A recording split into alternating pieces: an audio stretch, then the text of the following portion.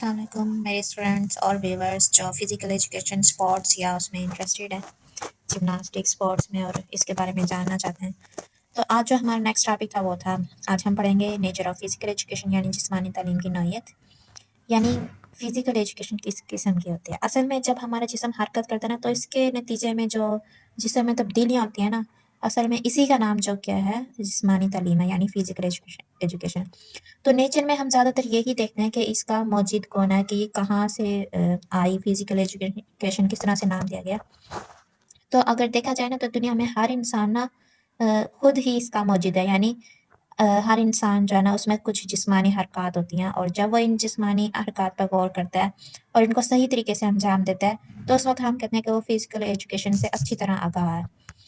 آج جس طرح سائنس نے ترقی کر لیا، اسی کے ساتھ ساتھ جو ہے نا، انہوں نے بہت سے ایسے ذرائع بنا لیے ہیں جس سے جو ہے نا حرکات کو خوبصورتی، طاقت اور دبدبے کے ساتھ جو ہے نا انجام دیا جا سکتا ہے. تو اگر ہم دیکھیں کہ مختلف دور میں کیسی رہی ہے جسمانی تعلیم، تو اس میں ہم سب سے پہلے جو ہے مثال جو دی جاتی ہے وہ ہے یونان کی. وہ کہتے ہیں یونان میں نا دو طرح کے تھے، دو طرح کے نظر کیا کہتے ہیں، فکر یا نظریات رکھنے والے دو لوگ، دو قسم کے لوگ تھے. ایک تھے ایتھنس اور دوسرا اسپارٹن.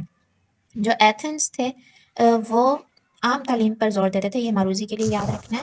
اور جو اسپارٹنس ہیں وہ پریکٹیکلی ایجوکیشن پہ نا زور دیتے تھے. اس میں جو اسپارٹنس ہیں وہ ان کا جو ماٹو تھا وہ کیا تھا کہ نیور لوس، کبھی نہیں ہارنا. تو جو اسپارٹنس تھے وہ ہر ایج کے لیے نا مختلف کھیل انہوں نے فکس کیے ہوئے تھے، جیسے کشتی، گھڑ سواری، شمشیر زنی، نیزہ بازی وغیرہ، وزن اٹھانا. لیکن عورتوں کے لیے انہوں نے کچھ ایسی ایکٹیویٹیز رکھی تھی جو زیادہ خطرناک، جیسے ٹیبل ٹینس ہو گئی، بیڈمنٹن وغیرہ ہو گئی. اچھا، پھر آگے ہم دیکھتے ہیں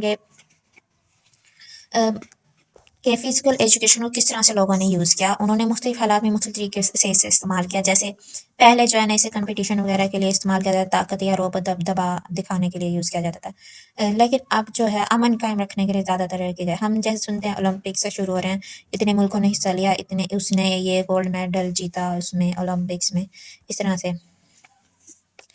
تو آج کی دور میں جو فزیکل ایجوکیشن ہے وہ پرانے دور کی جو فزیکل ایجوکیشن تھی اس سے بالکل مختلف ہے، کیونکہ آج کے دور میں بہت لوگ واقف ہیں فزیکل ایجوکیشن سے، اس کے معنی سے.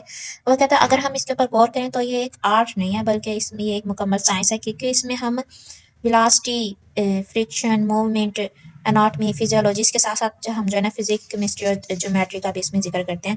ان سب کا ہم اسٹڈی کر کے ہم جو ہے نا اپنی فزیکل ایکٹیویٹی یعنی جسمانی حرکات کو نا بہتر بناتے جاتے ہیں.